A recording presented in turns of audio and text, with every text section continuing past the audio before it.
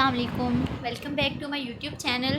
Today our topic is Tree of Life from Campbell Biology chapter number 1 and lecture number is 7.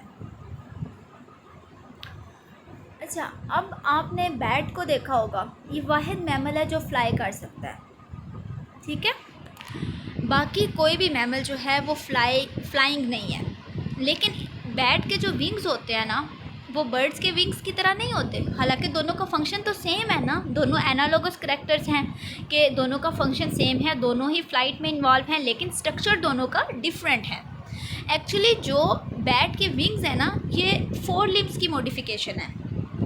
Bat में 4 limbs modified हैं flight के लिए. अगर हम bat के 4 लिम्स का स्ट्रक्चर देखें ना, जिसकी हेल्प से वो फ्लाई करती है, तो वो बिल्कुल सेम है जैसा ह्यूमन का है. वैसे ही बोन्स हैं, वैसे ही जॉइंट्स हैं, नर्व्स हैं, ब्लड वेसल्स हैं, सारा कुछ सिमिलर है. लेकिन फंक्शन जो है वो डिफरेंट है. और फंक्शन किसके लिहाज से? According to environment. अच्छा, अगर हम सारे मेमेलियन 4 लिम्स की बात करते हैं कि देखें वो एनवायरनमेंट के लिहाज से मॉडिफाई हैं.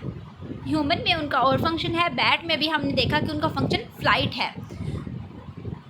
ये सारी जो एग्जांपल्स हैं ना, ये हमें बताती हैं कि लाइफ फॉर्म्स में यूनिटी है. लाइफ फॉर्म्स जितनी मर्जी डाइवर्स हो जाए, वो किसी न किसी पॉइंट पे जाके कनेक्ट ज़रूर होती हैं. और इस कनेक्शन को हम किसकी हेल्प से पढ़ते हैं? ट्री ऑफ लाइफ की हेल्प से, जिसमें हम ट्री डायग्राम्स बनाते हैं. डार्विन ने इस कंसेप्ट को कहा था डिसेंट विद मॉडिफिकेशन, जो कि हमने लास्ट वीडियो में देखा कि डिसेंट विद मॉडिफिकेशन क्या है, कि एक इंसेस्टर है, उससे डिफरेंट ऑफस्प्रिंग्स जो हैं वो इवॉल्व हो रहे हैं. लेकिन वो ऑफस्प्रिंग्स एक दूसरे से भी डिफरेंट हो सकते हैं, क्योंकि उनमें मॉडिफिकेशंस आ गई हैं अकॉर्डिंग टू देयर इन्वायरमेंट, तो वो उसको अडॉप्ट कर लेते हैं. इसमें हमने देखा कि बैट का जो विंग है उसमें यूनिटी है किसके साथ? Mammalian 4 limbs. बाकी जो जितने भी मैमल्स हैं, जैसे ह्यूमन भी हैं, तो उनके 4 लिम्स के साथ उसमें सिमिलैरिटी है. स्ट्रक्चर दोनों के सेम है, लेकिन फंक्शन डिफरेंट है. अब ये जो डाइवर्सिटी है मेमेलियन 4 लिम्स की, ये किसका रिज़ल्ट है? नेचुरल सिलेक्शन का. अब हमारे पास जो फॉसिल्स हमें मिले हैं वो भी हमें बताते हैं कि मैमल्स जितने भी हैं वो सारे उनका कॉमन इंसेस्टर है.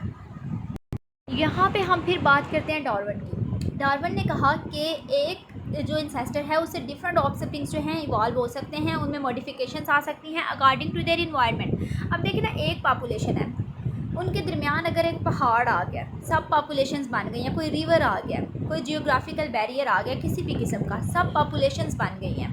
अब जो 2 सब पॉपुलेशंस हैं वो अपने इन्वायरमेंट के लिहाज से मॉडिफाई होंगी. ऐसा नहीं होगा कि उनमें सेम अडॉप्टेशंस होंगी, बल्कि जैसा उनका इन्वायरमेंट होगा, जैसे उनके एबायोटिक फैक्टर्स होंगे, वो उसके लिहाज से उनमें मॉडिफिकेशन आएगी. इस तरह ये कहा जा सकता है कि एक स्पीशीज़ जो है, एक उससे डिफरेंट स्पीशीज़ बन सकती हैं, क्योंकि ज़रूरी तो नहीं सिर्फ 2 ही सब पॉपुलेशंस बने. जितनी ज़्यादा सब पॉपुलेशंस बनेंगी, उतनी ज़्यादा एक इंसेस्टर से स्पीशीज़ जो हैं वो इवॉल्व होंगी. यहाँ पे हमारे पास एग्जांपल है फिंचेस की. ये इस एग्जांपल से आप सब लोग फेमिलियर हैं. डार्विन ने स्टडी किया था फिंचेस को. फिंचेस क्या हैं? ये स्पैरो लाइक बर्ड्स हैं. ठीक है, गैलापैगस आइलैंड पे वो गया था, वहाँ पे उसने फिंचेस बर्ड्स को स्टडी किया था.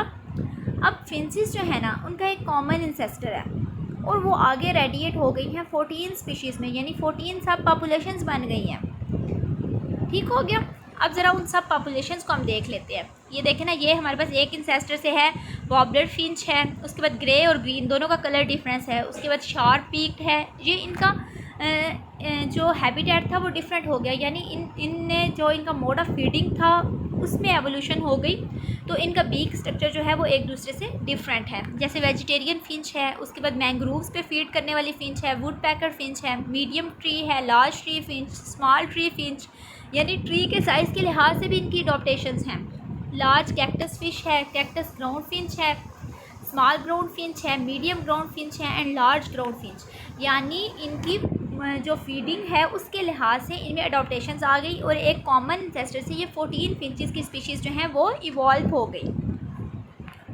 अब ये ट्री डायग्राम थी, ये जो भी हमने देखी ना, ये ट्री डायग्राम है. ये हमें क्लियरली बता रही है कि कॉमन इंसेस्टर से ये 14 स्पीशीज़ अराइज हुई हैं. अगर हम थोड़ा सा और पीछे जाते हैं, कॉमन इंसेस्टर का इंसेस्टर कौन था, तो हमें पता चलेगा कि बर्ड्स. ठीक है, फिंचेस जो हैं ये बर्ड्स हैं, तो सारे बर्ड्स का इंसेस्टर जो है एक है. उसके बाद अगर हम और थोड़ा सा बैक जाते हैं ट्री डायग्राम में, तो हमें बर्ड्स का कनेक्शन मिलता है वर्टिब्रेट्स, यानी जितने भी वर्टिब्रेट्स हैं वो सारे उनका कॉमन इंसेस्टर होगा, जिसमें फिशेस भी आती हैं, एम्फीबियंस भी आते हैं, रेप्टाइल्स भी आते हैं, ठीक है, बर्ड्स भी हैं, मैमल्स भी हैं। अगर हम उससे भी पीछे जाते हैं ट्री डायग्राम में तो हमें मिलेंगे प्रोकैरियोट्स। सबसे पहले लाइफ जिसमें इवॉल्व हुई थी 3.5 बिलियन ईयर्स अगो।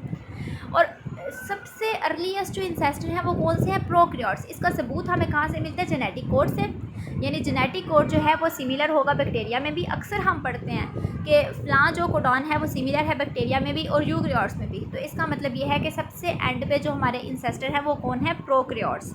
तो ये होता है बेसिकली ट्री ऑफ लाइफ, जिसमें हम A to Z सारा कनेक्शन बनाते हैं ऑल स्पीशीज़ के दरमियान।